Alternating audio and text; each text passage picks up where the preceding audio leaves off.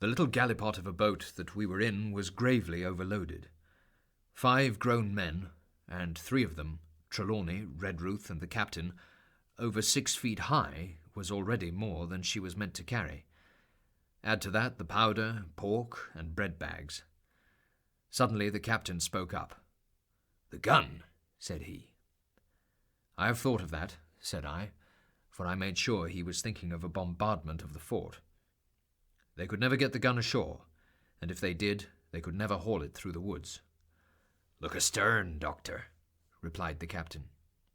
We had entirely forgotten the long 9, and there, to our horror, were the 5 rogues busy about her getting off her jacket, as they called the stout tarpaulin cover under which she sailed.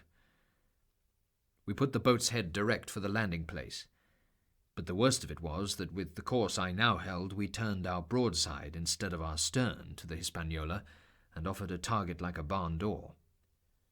I could hear as well as see that brandy-faced rascal Israel Hands plumping down a round shot on the deck. "Who's the best shot?" asked the captain. "Mr. Trelawney out and away," said I. "Mr. Trelawney, will you please pick me off one of these men, sir? Hands, if possible," said the captain. Trelawney was as cool as steel. He looked to the priming of his gun. However, we had no luck, for just as Trelawney fired, down he stooped, the ball whistled over him, and it was one of the other 4 who fell.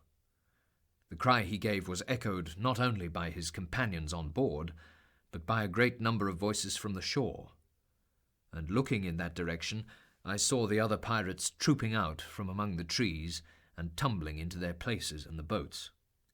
"Here come the gigs, sir," said I. We were now close in, 30 or 40 strokes, and we should beach her.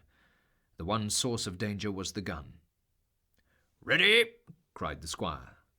"Hold!" cried the captain, quick as an echo, and he and Redruth backed with a great heave that sent the stern bodily under water.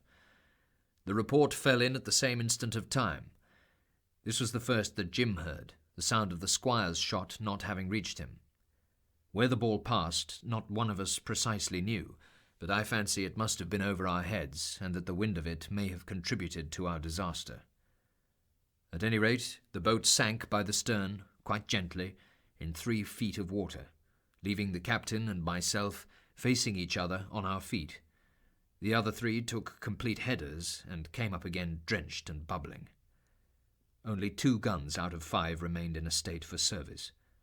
We waded ashore as fast as we could, leaving behind us the poor jolly boat and a good half of all our powder and provisions.